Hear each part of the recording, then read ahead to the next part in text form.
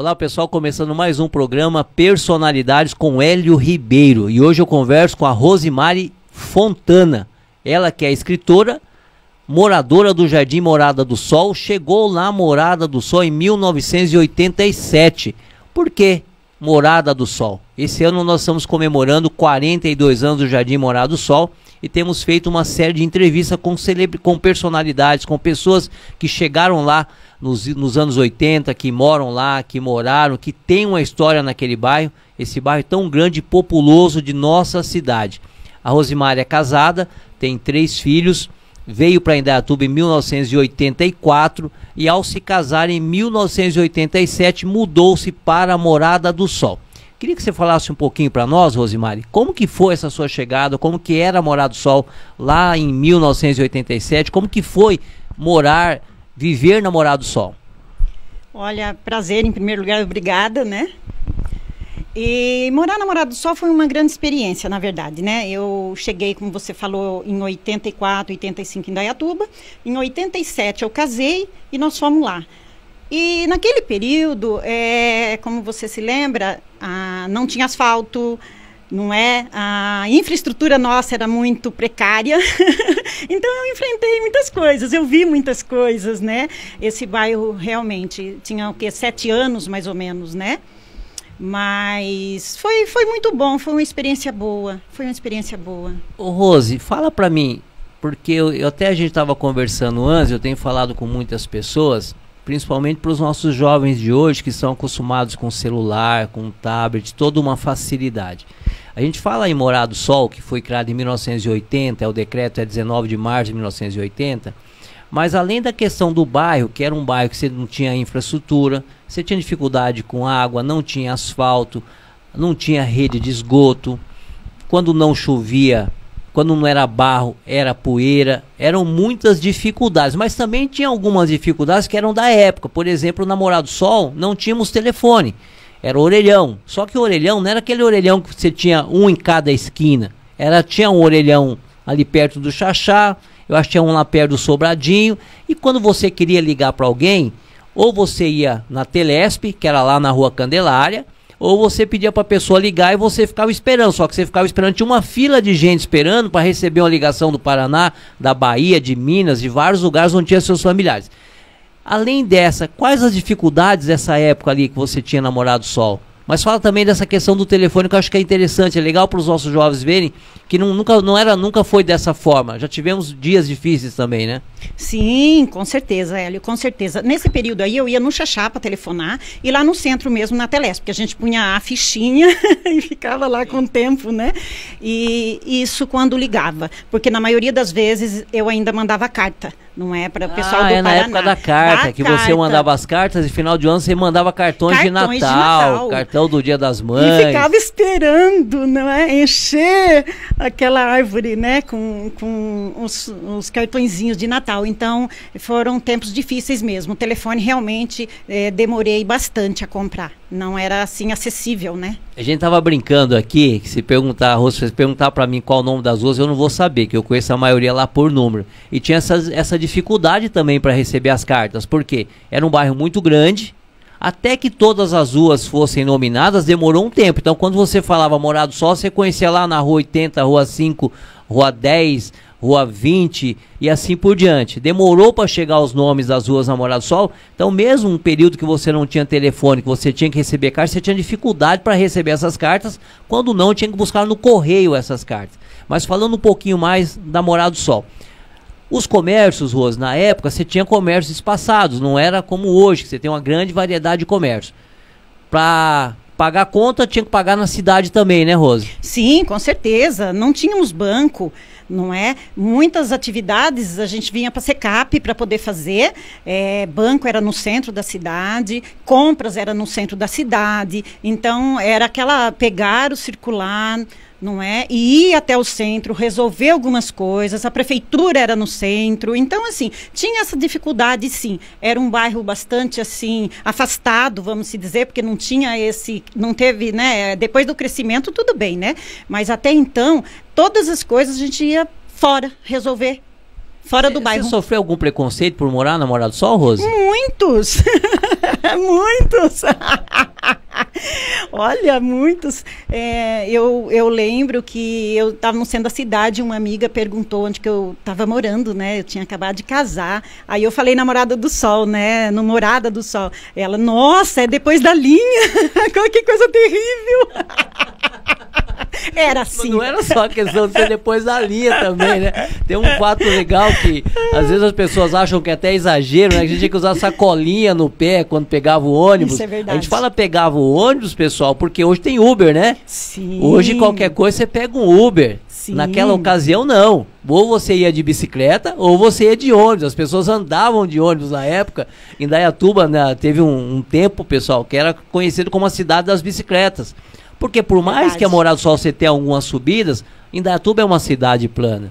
Hoje não, hoje nós temos todas essas facilidades. Então nós, para trabalharmos lá, eu até falo, já contei algumas vezes aqui, que eu arrumei um trabalho na Puriar. A Puriar é onde é o mercado Pague Menos.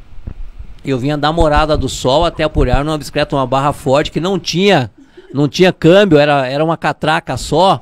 Uma barra forte, eu vinha de lá até aqui para trabalhar. Demorava 1 hora e 10 para chegar no lugar de trabalho. Hoje, a gente vem de carro, tá demorando uns 20 minutos, porque aumentou muito a quantidade de veículos na cidade. Mas foram uns tempos assim, esse tempo que a gente fala da Morada do Sol, eu só tenho que agradecer, porque foi ali onde eu cresci, onde eu me conheci como político, tive muitas experiências, tenho muitas experiências boas na Morada do Sol.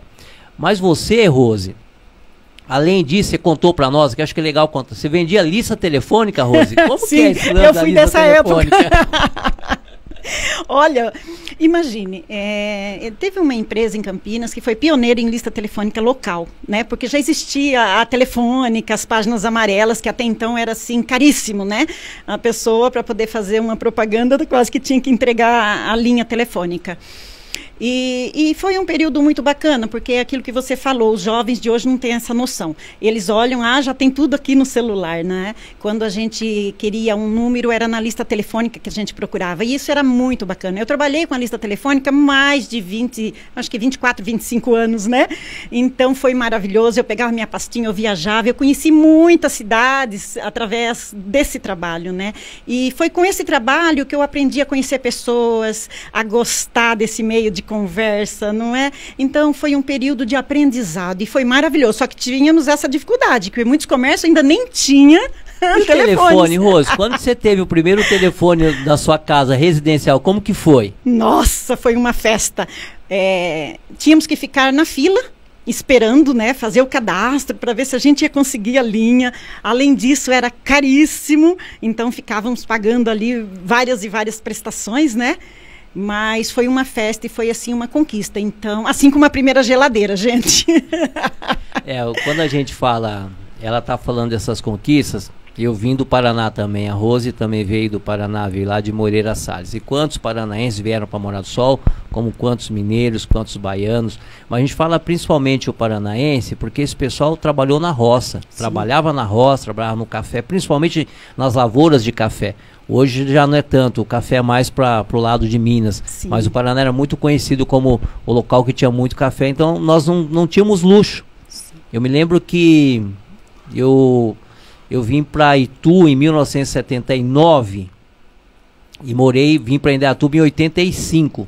Mas até 1991 eu ia para o Paraná todos os anos, eu ia de Garcia, ou quando meu padrasto ia vender um carro, a gente ia de carro, eu ia de Garcia para lá.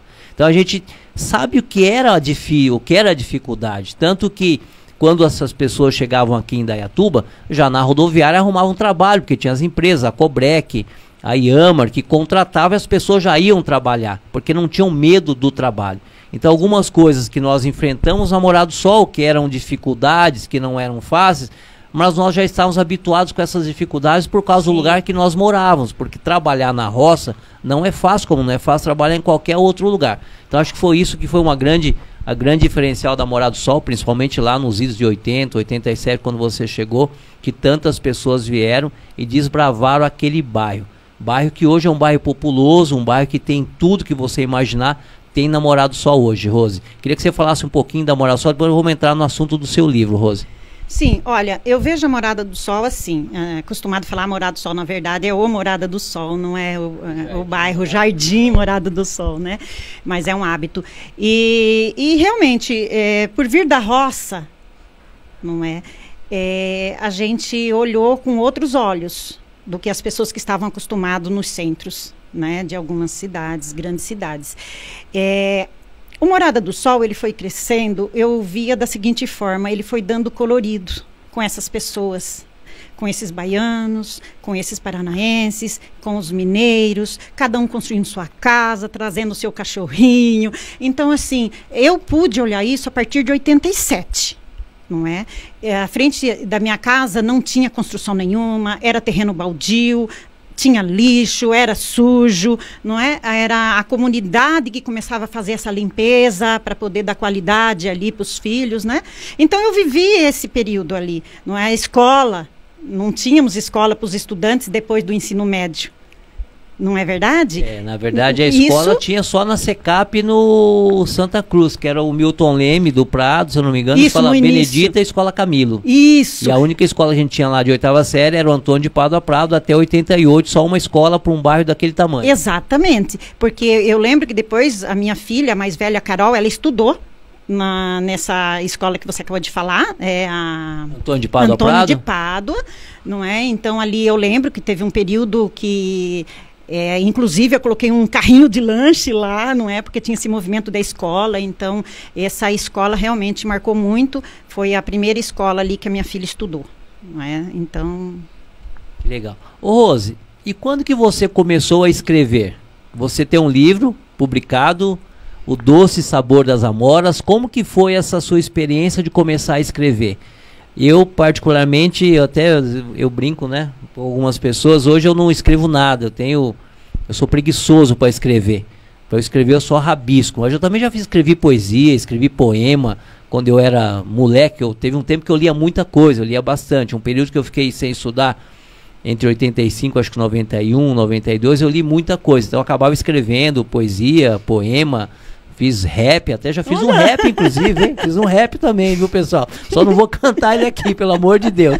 Mas eu admiro muito esse dom de escrever. Porque você escreve, você fala, conta uma história, você fala para tantas pessoas. Como que você descobriu isso? Quando que você começou? Olha, Hélio, na verdade é o seguinte, eu sempre gostei. Eu acho que a literatura, ela amplia o seu horizonte. Principalmente para uma menina do Paraná, crescida na roça, que não tinha, assim, oportunidade. Quando eu ia para a escola, era na biblioteca que eu me distraía. Eu não tenho, gente, eu sou semi-analfabeta, na verdade, porque se for falar assim, você tem uma faculdade? Não, eu não tenho, minha faculdade é a vida, é o conhecer. Mas isso não impediu com que eu lesse muitos livros. Eu adoro literatura, eu acho que os jovens aprendem quando ele pega um livro, quando ele pega uma poesia, ele pode colocar, externar aquilo que ele tem interno através da leitura. Isso me encantava, isso me ajudou muito, porque teve período na minha vida que eu passei assim... Sabe, períodos difíceis mesmo. Aos 14 anos, por exemplo, eu não tenho vergonha nenhuma em falar, eu sofri uma violência que foi tirar todos os meus dentes aos 14 anos. Na época que a menina está ali, adolescente, linda, querendo ver os meninos. E isso marcou tanto a minha vida. E foi através deste sentimento de dor que eu conheci uma professora que pegou na minha mão e falou, vem cá, eu vou falar sobre superação.